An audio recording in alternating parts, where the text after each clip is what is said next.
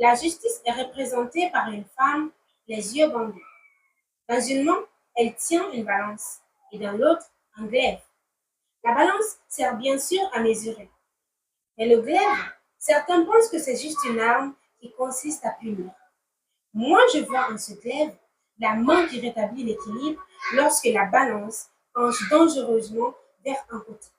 Car une balance déséquilibrée n'est plus une balance, mais une injustice. Alors, lorsque l'on me demande si l'égalité consiste à couper ce qui dépasse, je réponds oui.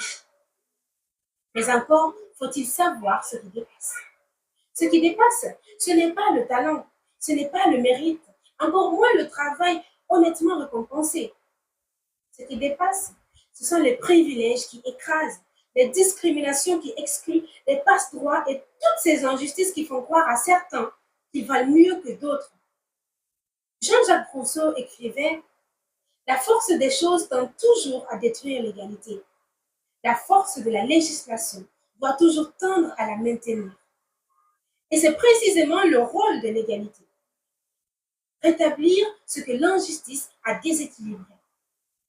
Mais alors dites-moi, comment pouvons-nous parler d'égalité lorsque certains enfants naissent avec les portes grandes ouvertes, tandis que d'autres doivent frapper à des portes qui ne vont probablement jamais s'ouvrir?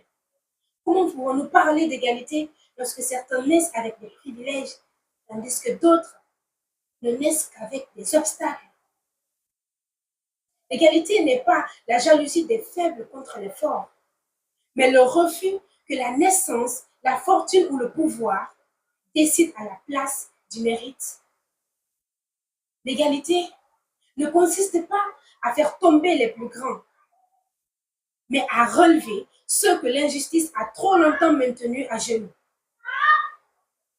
Alors oui, il faut parfois trancher. Non pas les ailes de ceux qui volent grâce à leur courage, mais les échasses de ceux qui dominent grâce à l'injustice. Car une société où certains vivent au-dessus des lois, tandis que d'autres vivent en dessous de leurs droits, ne peut prétendre à l'égalité. Et le jour où cet équilibre sera rétabli, certains pourront enfin regarder leurs semblables, non avec envie, non avec crainte, mais droit dans les yeux. Je vous remercie.